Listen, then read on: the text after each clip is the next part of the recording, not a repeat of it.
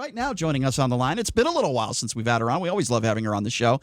That is 13 Action News' very own Darcy Spears, who, of course, hosts her own Dirty Dining segments. Darcy, good to have you back. How are you? Thank you. It's good to be back. I'm doing quite well. I hope you guys are too. Yeah, we're hanging in there, man. We're hanging in there doing some very difficult times. We all are. Okay, so here's a restaurant that I have never been to before. It's called India Express, and my understanding is it's on the Strip. What did you find going on in this place? Yeah, so this is, for anyone who's been down there, the Showcase Mall has that food court that opens right onto Las Vegas Boulevard near Tropicana, and this is in that particular location. When you talk about a roach infestation, I haven't seen one like this in quite some time, but I think there were probably far more cockroaches than customers based on what I'm reading in this health report. They found live roaches, dead roaches, cockroach body parts, frass, which, fun word for everybody, is the technical term for roach feces, just in case you didn't know that. And cockroach egg casings, which is this gross-looking little, yellow, slightly transparent square that contains. Wait, Darcy, can I interrupt you? I just learned way too much about cockroaches. Darcy, are you sure you didn't enter our producer Jason Stein's apartment? Are you getting that confused? I'm sorry. Go ahead. I'm sorry. Go ahead. Continue. What else did you find? So anyway, yeah, all this stuff, it was found on equipment and clean storage, like inside bags of plates. It was just the roaches, and the evidence of the roaches was just about everywhere. Of course, they found harborage conditions, which are conditions that say, hey, roaches, come on down, dishes that were in clean storage that were dirty with old food. The owner, of course, just didn't want to comment. Had nothing to say. Darcy, how does this happen? We've been re-inspected and reopened with an upgrade. How long do you think these roaches were just laying out? I mean, how long do you think this was going on for? And how do these chefs and these employees allow it to happen? That's one of the crazy things, because when you look at the health district's pictures, when the inspector has no problem photographing the roaches, because typically when you turn the lights on, the roaches run. Not in this case. They were just they have tons of pictures. The roaches on the walls, the roaches on the sink, the roaches on the floor. They were posing for pictures, so clearly they were comfortable there. And when you have the different sizes, you have that multi-generational term that comes up. So that means that they're living and breeding and reproducing, and it's not like they just came in for a visit and dropped in that day. So it's like a restaurant, or it's like a roach farm that masquerades as a restaurant, basically. Well, you could look at it that way. The health report certainly suggests a pretty pervasive infestation. God, that is just absolutely nasty. Like grandfather roaches. And right. And if it's in a food court, yeah. Say no more, right? Exactly. That is just absolutely disgusting. Anyway, let's move on to another disgusting one. Let's go to Mimosas Gourmet. Apparently, they still have a C grade from the health inspectors. What did you find at this place? This place, where I believe it was the owner I was speaking to via text, but the person refused to provide their name and was particularly nasty with me. This is the second time Mimosas Gourmet has gotten a C grade in the last couple of years. So that tells you that there is a pattern of having problems with following the health code. The main critical violation at this place was improper hand washing, which, as we know, is as critical as it gets right now. They saw an employee wash their hands with their gloves on, as opposed to, changing the gloves.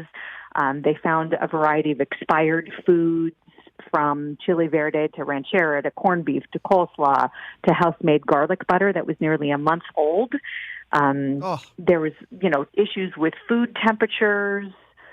There's a picture of a container of cooked potatoes that was stored on top of an open trash can.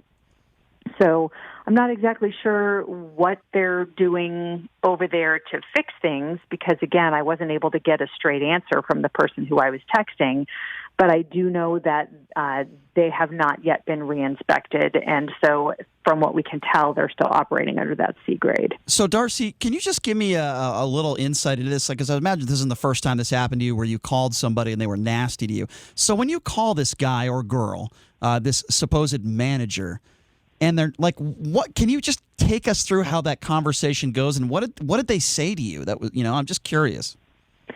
So my first course of action whenever I'm reaching out on a dirty dining story is, there's a telephone number that's the number of record that's listed for the restaurant on the top of the health inspection.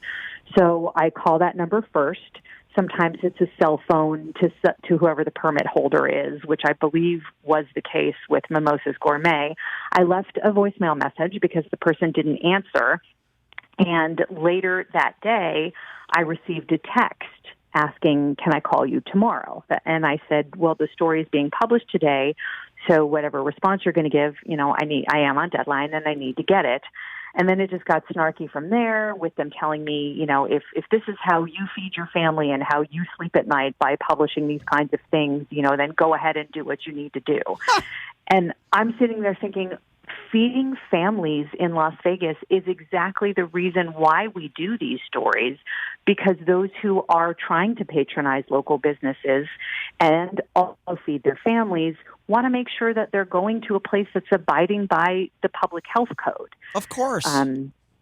So if that just gives you any idea of the mentality of the person I was dealing with, then they moved into trying to slam us on not covering ever casino restaurants or any restaurants on the Strip or any corporations, which obviously means they clearly just don't pay attention to dirty dining and don't get how it goes, because there are plenty of Strip casino restaurants on a regular basis whenever they happen to have the highest demerits or get shut down for imminent health hazards. Yeah, I wonder how some of these managers. Every week. Sure, I wonder how some of these managers would feel if somebody served a member of their family a roach sandwich. I wonder if they would feel the same way. Anyway, just join. No roaches at Mimosas Gourmet. Let's just clarify that. Okay, that's plenty good. of health code violations. And they're not even covered in chocolate or dipped in chocolate. Unbelievable. Yeah, exactly. If you're just joining us, we're speaking with Darcy Spears, 13 Action News. She does her dirty dining segments and shares some of them with us here on the show. We always appreciate that. All right, let's talk about one more.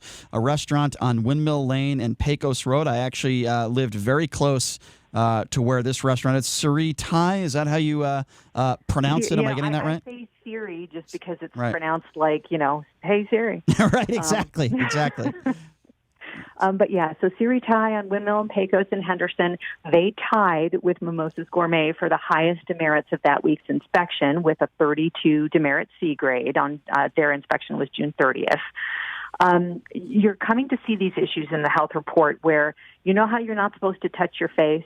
Well, we've got staff members that are adjusting their face masks with their hands and then continuing to prepare food without changing their gloves or washing their hands. Oh, boy. So that's kind of a big no-no. We're dealing once again with expired food. We're seeing quite a lot of that at restaurants lately, and I'm sure managing inventory can be difficult in a time like this, but they do have to stay on top of that and throw it out if it's no good anymore. You also have storage issues and temperature issues. And there's this one picture of all these filthy cloths that were so gross they were literally stuck to the floor. So I'm not sure what they were cleaning up or why they left them there for so long that they literally adhered to the floor. That's a question that I tried asking the owners. And the owners in this case, actually, they were very nice people. Well, that's nice. A woman and her husband who were happy to talk to me. They're opening another restaurant, so she says she left her son in charge at Siri, but he apparently didn't stay on top of things, and she acknowledged that. She said, you know what, the new cook's not doing his job properly either. So I sent my brother over there, so he's managing, and he'll get things all squared away because he has a lot of restaurant experience. But I do have to give them credit for at least talking to me, working through the violations with their staff, explaining things to me. And they said they were ready to go with reinspection, but just hadn't been able to get things scheduled. Well, you know what? People make mistakes. Nobody is perfect, and I'm glad that they showed you respect, and I would also give them credit for that, and they're trying to fix the problem. That's what you should ask from these people, not somebody that is nasty that doesn't take this seriously. So, Darcy, before we let you go, and I always appreciate your time, can you give people a little of that information? How do they follow you on social media, and when can we see these segments?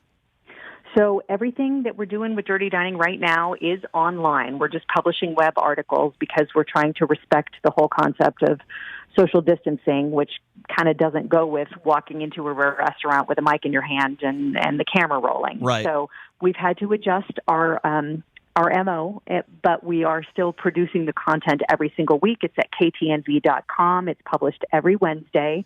And then, of course, you can also find my articles on my Facebook page, Darcy Spears, as well as a link on my Twitter feed. I'm at DSPINV13. And then you're always able to find it on the Dirty Dining page at ktnv.com. Awesome. Darcy, always appreciate it when you come on. Keep up the great work, and please stay away from those roaches, okay? Yeah. Thanks, Darcy. Thanks a lot, Darcy. Have a great weekend, All okay? right, bye, guys. Always appreciate you. Darcy Spears, 13 Action News Dirty Dining segment. Boy, I'll tell you, I was hungry, but I ain't in the mood for a roach, I'll tell you that.